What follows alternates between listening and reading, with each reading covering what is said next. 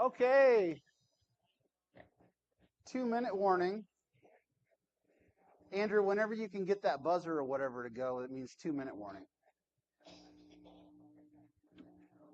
But seriously, come on in. Find your seats. No, don't do that. Okay, well, we have a special visitor here today. He called me this morning. I think the genesis of this is that I was talking about to Pastor Josh that it would be helpful to both congregations to see the pastors working together. And there was an invitation to go to the FMC sale this Sunday. So Josh called me this morning and said, "Hey, can I stop by and invite your people?" And so Josh Jansen is here to just give you a personal word. Good morning, everybody. Yeah, Andrew and I met earlier this week on Tuesday, and we were talking like, do we need to start filming videos together of us meeting and talking like we're like hosting a video podcast, and just finding ways for us to be church together and to honor our relationship as sister churches. So this morning, I wanted to come and make a personal invitation to you all to come to FMC's mini auction for MCC. I believe it starts at 5:30. I need to double check my announcement there. But there's plenty of items to bid on. There's going to be a kids auction, hopefully, and lots of cookies and treats and snacks. And Tracy Crawford's making homemade ice cream with lots of toppings. So you all are personally invited to attend FMC's mini auction tonight. And I look forward to finding a way for us to be a part of the trunk or treat coming up on the 31st, too. So that's all. I hope you carry on with worship today. I got to go get ready. I don't have to preach this Sunday, so that makes it easier on me. And I can kind of lollygag get in a little bit. Thank you all. Just one more thing. Pastor Sarah is being installed or? Yeah, our associate pastor, Faith Mason, Sarah Neer, she's being licensed towards ordination this morning. So that begins her 2-year process. So that's a thing that we're also celebrating in the church today. So Josh doesn't have to preach, and he's got an awesome bow tie on. You see that? Awesome bow tie. Thank you for coming over, Josh. It means a lot, really does. You can stay and do the exam and sing with us. If you need to go, we understand. Yeah, I need to be heading out. So. Okay, see you later, buddy. Thanks. Okay. Let's take a few minutes and think about this question for today, which is what we've been asking every Sunday, and taking these 3 minutes to sort of center ourselves. How did you see the Spirit of God at work this week? Again, think about conversations you've had, maybe coffee you've had with people, interesting things you've seen happen during the week. Where is the Spirit of God working in your life during the week? So let's take a few minutes and do our examine.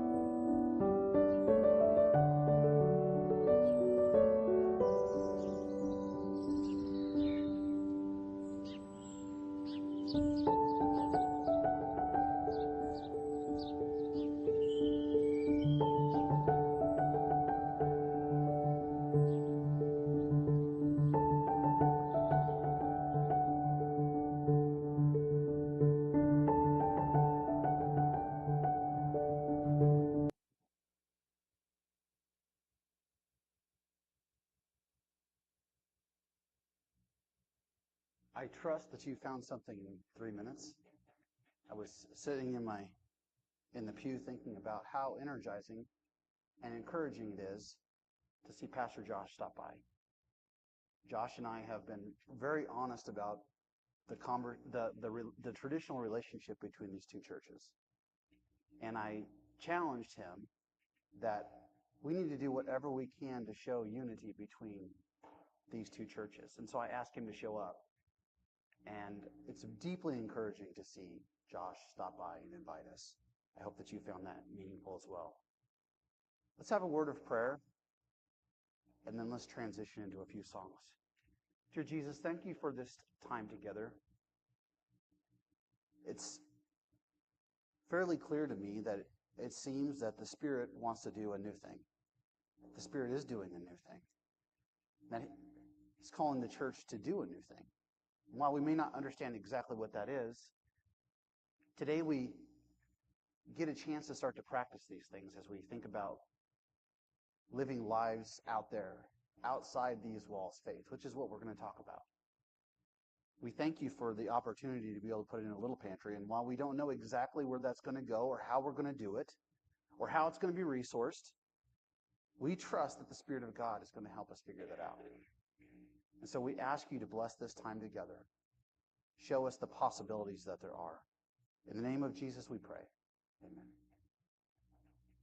Good morning. We'll do a few songs to start. As always, feel free to stand, sit, raise your hands, sing as loud as you want. Worship however you're comfortable.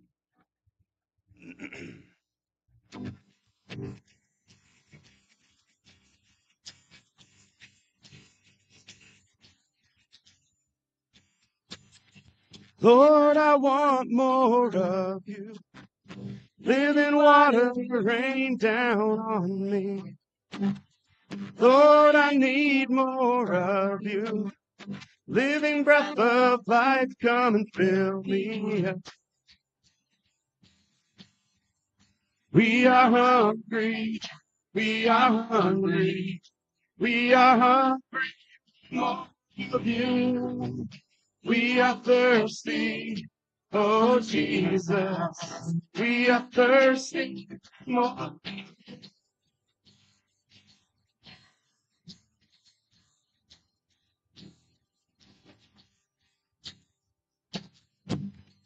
Lord, I want more of you. Living water rain down on me. Lord, I need more of you. Living breath of life, come and fill me up. We are hungry, we are hungry, we are hungry for more of you. We are thirsty, oh Jesus, we are thirsty for more of you.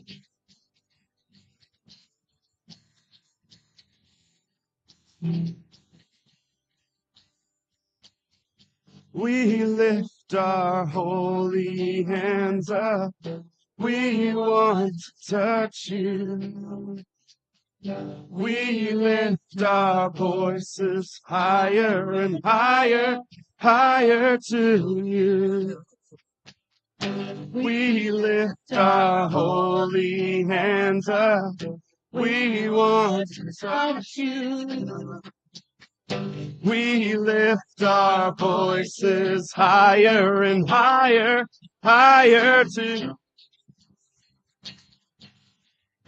We are hungry, we are hungry, we are hungry for more of you.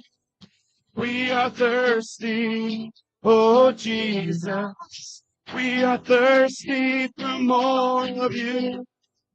We are hungry, we are hungry, we are hungry, more of you. We are thirsty, oh Jesus, we are thirsty, more.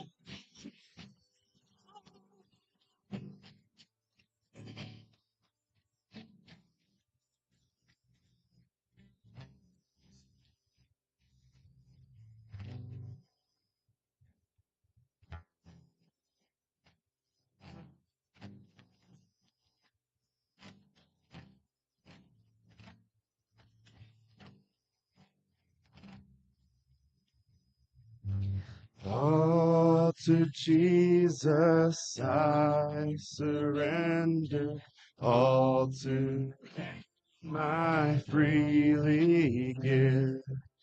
I will ever love and trust Him in His presence daily live. I surrender. I surrender. All to you, my blessed Savior. I surrender.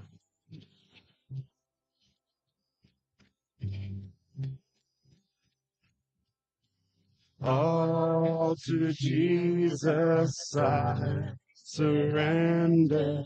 Make me Savior, yours complete. Earthly pleasures all forsaken, I lay my life down at your feet. I surrender. I surrender.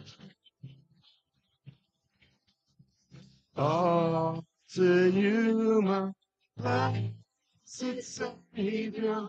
All surrender.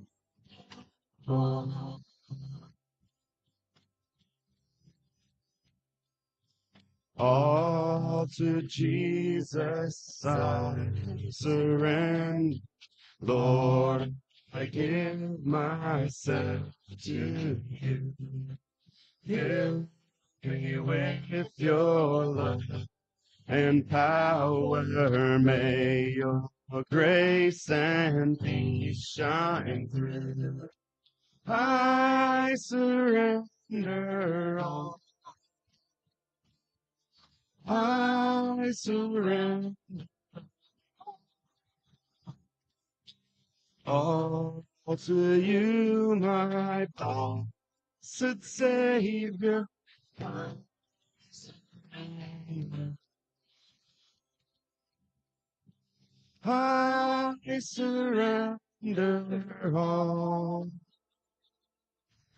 I surrender all. All to you, my blessed Savior. I surrender.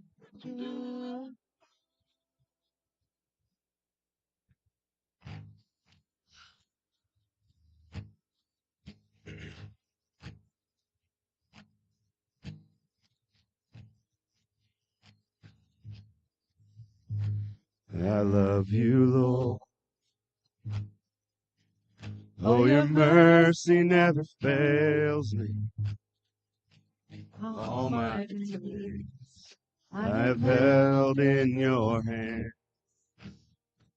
From the moment I wake up until I lay my head, I will sing of the goodness of God.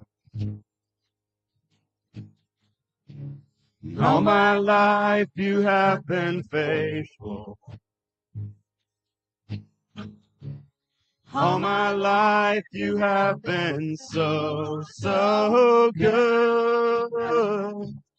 Every breath that I am able, I will sing of the goodness of God. I love your voice. You have led me through the fire. In the darkest night, you are close like no other. I've known you as a father. I've known you as a friend. And I have lived in the goodness of God. All my life you have been faithful. All my life you have been so, so good. Every breath that I am able, I will sing of the goodness of God. Your goodness is running, it's running after me. Your goodness is running after, it's running after me. With my life laid down, I surrender now. I give you everything. Your goodness is running, it's running. All my life you have been faithful. All my life you have been so, so good. Every breath that I am in, I will sing of the goodness of God. And all my life you have been faithful. All my life you have been so, so good. With every breath that I am in, I will sing of the goodness of God. I will sing of the goodness of God. And I will sing of the goodness of God. Amen. We'll move to children's time if the children would come down.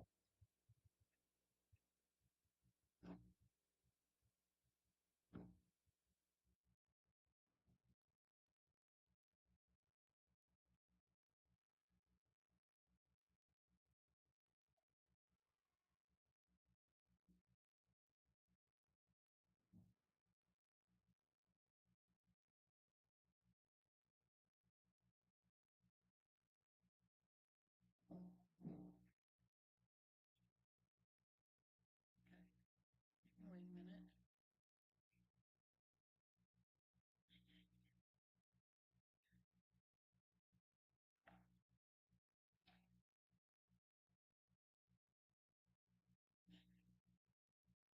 We're gonna wait just a second. I got a couple in the restroom, so.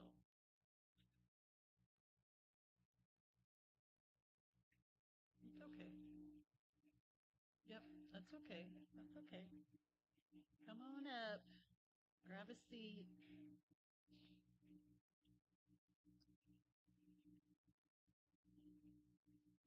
Okay, so I don't know if you kids may know this or not, but about a month ago, there was something big that happened in Gage County, and actually it was called the Big Give. Do you guys, I know you guys are kids, but did any of you guys hear about that? For 24 hours, Gage County had people donating money for 24 hours to different groups, and they collected money for nonprofits. And Summit Street collected money too for our little food pantry that's outside. Did any of you guys see our little food pantry outside? Did you see it? It's got banners out there, yeah. And so today we're going to have, during our church service, we're going to dedicate that food pantry. So I've got a book about our food pantry today. It's called Pa, Me, and Our Sidewalk Pantry.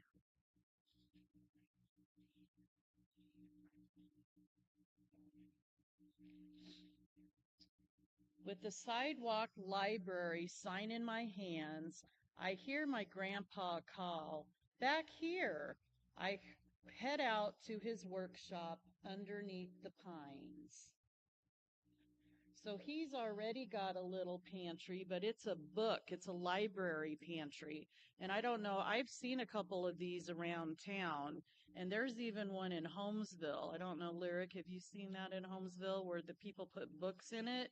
and you can go take a book and read it. And then if you have books, you can put your books in there for other people to have. Pa's workshop is just about my favorite place. Better than the playground, better than the ice cream shop, almost as good as the public library, but not quite. I blink in the dusty morning light. I've been thinking, I say. Pa sets down his pliers and points to the stool next to the workbench. What's on your mind, Jelly Bean? With Mom out of work, we need food as much as we need books. I think other people might need that too. Pa tilts his head, to look into my eyes. Why, you're right, he says. Sometimes you just need to switch things up. Pa runs his thumb over the sign. So what do you propose, Jelly Bean? I lean in close and tell him.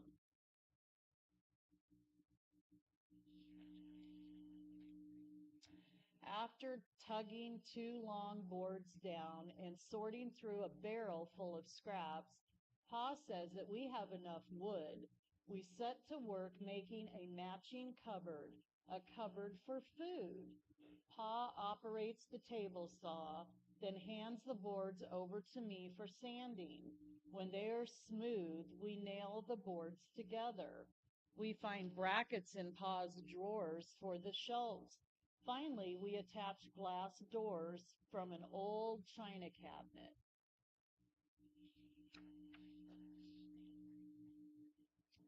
We set our creation aside while the paint dries and turn our thoughts to the sign.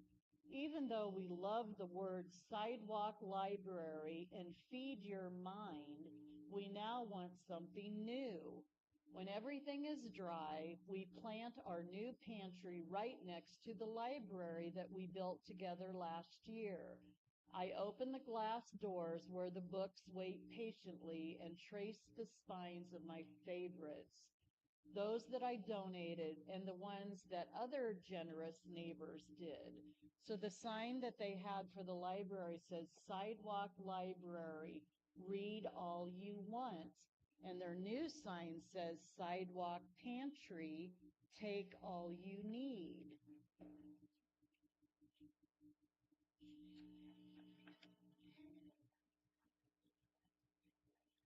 Do you? There's the library book, yeah. Next, Pa and I select food from our kitchen cabinets. Even though the shelves aren't crowded, each time we find 2 of something, we snatch one up for our pantry. And before long, we've got soup and crackers, oatmeal and raisins, tea and honey. I add a package of peanut butter cookies. I hesitate, and then I add my favorite 2 chocolate. Pa gives my shoulder a squeeze. He wasn't sure if he wanted to give up his chocolate or not, but he did. So Pa starts to fill the pantry shelves by container size, but I said no. We have to keep the friendly foods together. If someone takes oatmeal, they need the raisins. Pa agrees, so we adjust the shelves by pairs of foods. But there's still a lot of open spaces and lonely spaces when we are done.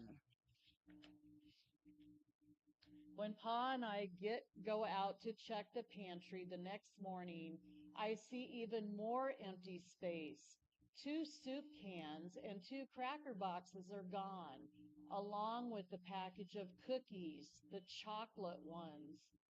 Pa, I yell, we already had a hungry visitor. I snatch up a note and I find on the shelf. Thank you. I like soup. Chocolate cookies are the best. Your friend. Pa, we need to get more food for my friend, I say, and for other hungry people too. So what do you propose to do now, Jelly Bean? Pa asks. First, We knock on our neighbors' doors. They're used to making book donations, but we remind them that there are times when food matters as much as books. Some neighbors have extra books and some have extra food, and a few are able to give both. We head home with our bags loaded up.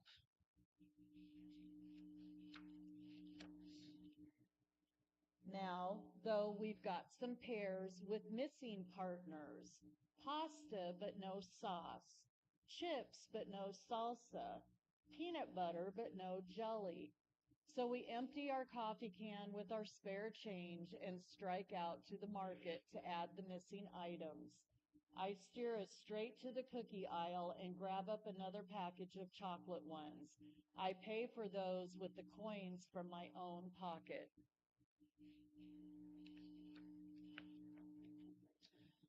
On our way home, we put our flyers up for our new pantry, and then we load up our shelves with our food pairs. I place the chocolate cookies on the very bottom shelf. Do you think my friend will come back, Pa? He ruffles my hair. I hope so, Jelly Bean.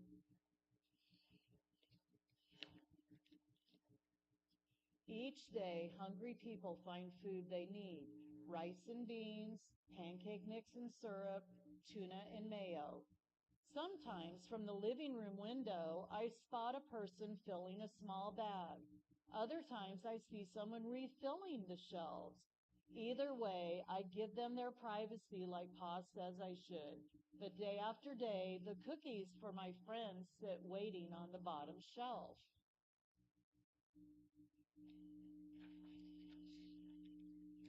Then one day the cookies are gone, along with a can of chicken soup and a box of cheddar crackers.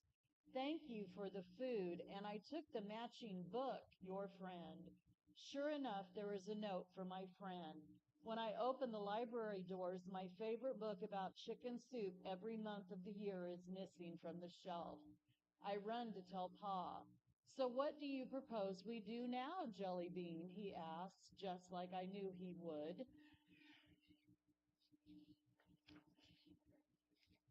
It's a long book, I'm sorry. We get started right away. I sort through the kids' books and Pa tackles the adult books. Every time we find a book that has a food connection, we shelve the book with the food move the food over to join the book. Like my grandpa says, sometimes we just need to switch things up. Oh, we're at the end, Beckett. That's it. So they moved the books over with the food. So they've got two pantries. They got a book pantry and a food pantry. We've only got one right now, but you know what? Maybe someday we might add another pantry with books. Yeah, you never know. So thank you for listening.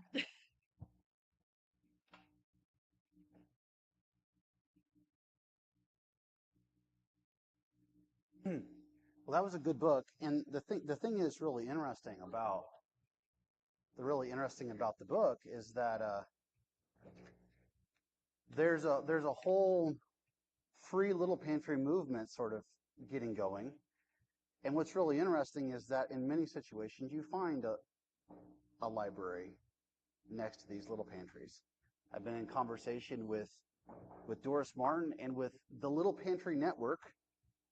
Okay, there's actually a developing map of where all of these little pantries are at. Okay, and so people coming through town or whatever who don't have food can look it up and see where these things are, and it's a tremendous thing. Okay, and so we're going to be transferring outside in just a minute. Okay, and so what I have prepared isn't very long. Okay, what I intended is that this was going to be a discussion Sunday, and then here we are, I have something else. We're going to go outside and we're going to bless this little pantry and we're going to pray for our neighbors. But I just have a few words that I want to say. I think that this little pantry and its blessing is an important pivot point for this church. I think it's very important. I don't want us to miss how a single small thing like this, practicing something different, can become a catalyst for so many other bigger life-giving things that we don't even yet know about. Sometimes it just takes a single thing, right? Just a single thing. And it just might be that this thing, this little pantry, might be that thing. We don't know. Okay, regardless, we shouldn't miss the fact that Summit Street Church, previously Beatrice Mennonite Church, has been talking about becoming missional for no less than 14 years. 14 years. I know this to be true because I found old paperwork in my office, conversation starters, from 2010. But talking about something and doing something are two very different things, and today we're going to do something. Okay, and so we shouldn't miss how deeply important this little pantry might be for us as we break through our comfort zone, so to speak, and start to practice our faith out there alongside our neighbors.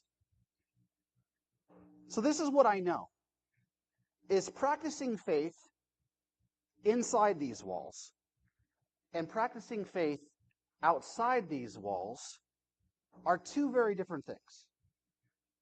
They're two very different things. They will feel completely different.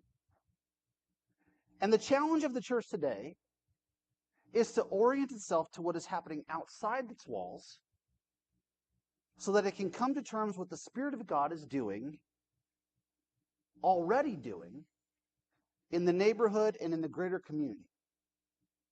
And then determine if it would like to be faithful and partner with what the Spirit of God is already doing, where it is already going. And so this will no doubt feel different. It is a different way of practicing faith, and it's also a better, more faithful way to practice faith. Okay, and so outside of these walls, faith has always been the vision of God. It's always been the vision of God. Let me explain. You might remember the story of Peter and Cornelius, found in Acts chapter 10. Now, I'm not going to read that to you today. We'll look at Acts chapter 11 next week. But we talked about this several weeks ago. Peter sees the vision of the sheet filled with unclean animals descending from heaven. You remember this story. And God says, take and eat. And at first, Peter is appalled that he is being asked to do this thing, this eating of this unclean, because he is a devout Jewish man who has never consumed dirty foods. But the Spirit is firm, and again, the Spirit says, take and eat. And at that moment, a messenger from the Gentiles, from Cornelius, comes to the home of Peter and knocks on the door, asking Peter to say what he has just heard from God. And so he does. And as Peter goes and he begins to speak to these Gentiles about what he has just heard, the Spirit of God falls upon them. You remember this. The Spirit of God falls upon them, Jew and Gentile alike. And Peter recognized that the vision of the sheet is a metaphor, so to speak. It's also literal. But it's a metaphor for this massive thing that the Spirit is already doing outside of the Jewish Christian community. And the question becomes, will the Jewish Christians accept and be faithful to what the Spirit is already doing? Are the Jewish Christians, these early believers, going to practice outside these walls faith? That's what the text shows us. We can see very clearly in the text that Peter and the other Jewish Christians were practicing behind these walls faith. In other words, they had not recognized the Spirit's agenda, which could not be joined unless they mustered up the courage to leave their comfy spaces and go outside their walls. The Spirit desires outside these walls faith, because the Spirit is doing something outside these walls that will never be seen unless we leave our friendly confines. Do you understand this? The perspective matters. But seriously, there is no other way to know what the Spirit is already up to unless we find the courage and the motivation to go out and find out. And then the challenge becomes, how does outside these walls faith start to inform our faith behind these walls? That's what we'll find out one day at a time. But this is what I would ask of you, regardless of how. This is what I ask of you. Realize how important this step is for our faith community. Regardless of what you feel about that little pantry. Regardless of concerns about if a few people are going to take all the food and abuse it, or whether, despite concerns about whether the thing will simply be destroyed by teenagers, could happen, realize this. This is a movement into outside these walls faith. The little pantry is a physical location, a center point, a gathering place where we can be with our neighbors. The purpose of the little pantry isn't simply the food or us making sure that the pantry is full all the time. The purpose of the little pantry is to lead the way, to model the way in what it means to offer tangible love and support to our neighbors. That's what being a light to the nations means, right? We want to support a model that allows others, our neighbors, to partner with us in mission. It is an opportunity to develop relationships with our neighbors and start our ventures outdoors, right? And this, I can only imagine, will enrich our faith in ways that we cannot yet understand. This is the first of many experiments. Will it work? I don't know. But coming to terms with what the Spirit of God is doing and intends to do through us is what I seek to find out. So I thank you for trying this. And so what I want to do is I want us to take just a few minutes and transition outside to this little pantry. We will start the blessing of this, which isn't going to be anything profound, once my mom gets to the little pantry. The slowest person. It's okay. We'll take 5 minutes to transition out there.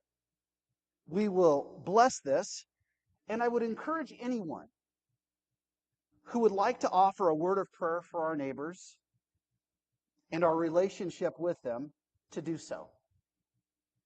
What vision do we require to understand our neighbors and learn to be with them? What do we need to know? We must believe, and I'll talk about this more next week, we must believe that the Spirit is already working in our neighborhood. We must believe that. If we're going to practice outside these walls faith, we must believe that the Spirit of God is already doing something there. And we must be faithful in joining the Spirit in what He wants to do. Okay, so take your 3 or 4 or 5 minutes, transition out there, but when my mom gets to the little pantry, we will start